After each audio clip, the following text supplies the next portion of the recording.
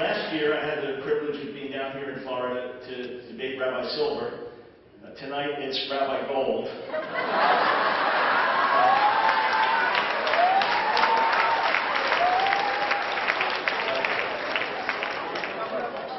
Rabbi Silver pointed out last year it was brown and silver. Now it's brown and gold. I guess we passed Rabbi Bronze, apparently. Someone in my office suggested next we look for Rabbi Diamond. So, all right, you seem to be working. Perhaps if I just tell jokes all night, the night will be fine. But that's not why we're here. All right, we're officially starting? Okay, good. Let's go. I do want to say that I appreciate all of you being here. And the same as Rabbi Gold, my goal is not to win a debate or score points. My goal is to lay out what I believe is the truth about Jesus, Yeshua, and to get, in particular, my fellow Jews to reconsider whether or not he is the Messiah. We've emphasized, Rabbi Gold has, I'm about to, that yes, Jesus was a Jew. He was not the son of Mr. and Mrs. Christ. He was not called Reverend, he was actually called Rabbi. In fact, I want you to consider something. He's the most influential Jew who ever lived. The most influential man ever called Rabbi to ever live. And hundreds of millions of Gentiles around the world have come to worship the God of Israel through this Jew, Jesus. And even people who weren't religious among our past generations had a fascination about Jesus. I spotted this quote from Albert Einstein from a famous interview back in 1929. He said, as a child, I received instruction both in the Bible and in the Talmud. I am a Jew, but I am enthralled by the luminous figure of the Nazarene. He said, no one can read the Gospels without feeling the actual presence of Jesus. His personality pulsates in every word. Well, what is it that has been so attractive about this one Jesus? Why didn't the story just end 2,000 years ago when he died? I want to examine that and ask you to reconsider some things tonight. Let's remember also that all of his first followers were Jews.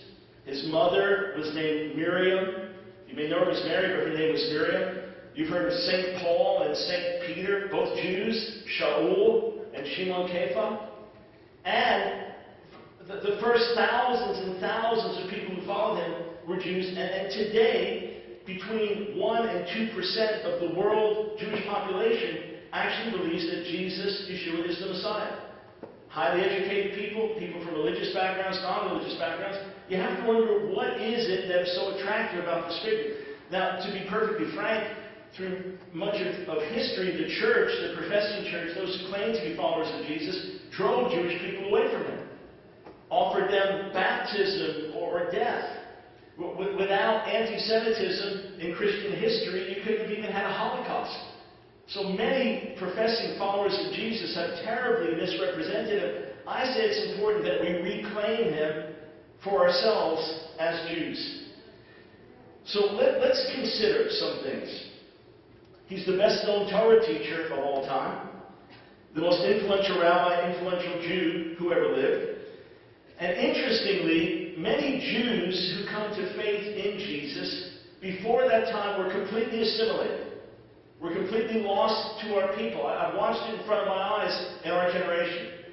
And now they're living in Israel. They've made Aliyah. Their kids are fighting in the IDF. They live observant lifestyles perhaps more than many conservative Jews or Reformed Jews.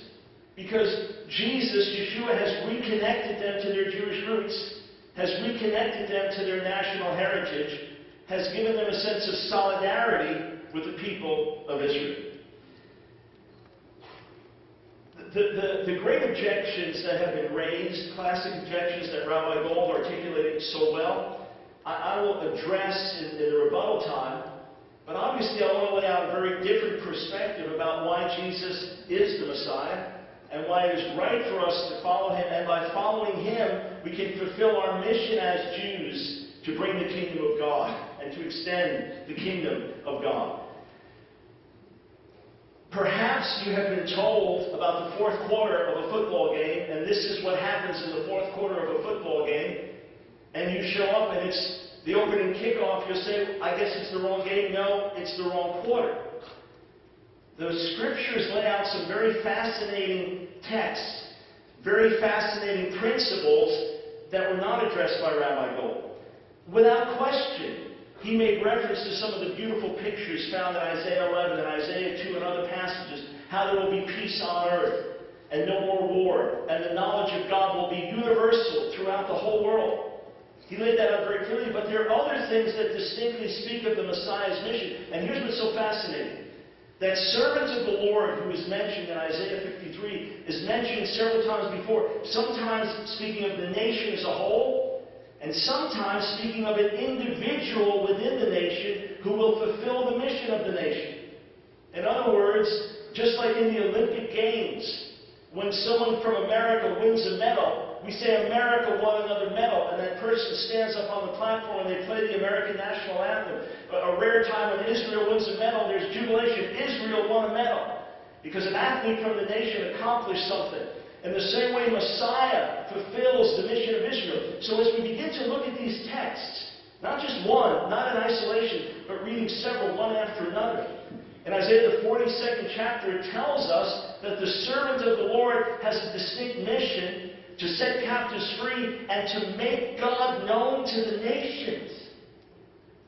In all candor, most Jewish people are not thinking about making God known to the nations. I'm sure you could drive by synagogues and you will not find sign up to be a missionary to Haiti, or to be a missionary to Argentina, or a missionary to Africa to tell the people there about God. That's something you think of when you think of followers of Jesus. But that's part of the role of the servant. Read it for yourself in Isaiah 42 when you get home. And then it tells us something fascinating. Isaiah chapter 49. What does it say there? That the servant of the Lord, who embodies the purposes of Israel, is sent to Israel on a mission. And what happens? He seems to fail in his mission, and he is discouraged because it seems he's failed in his mission to Israel. And God says, don't worry. There's more than that. Not only will you restore Israel, but you will also be a light to the nations.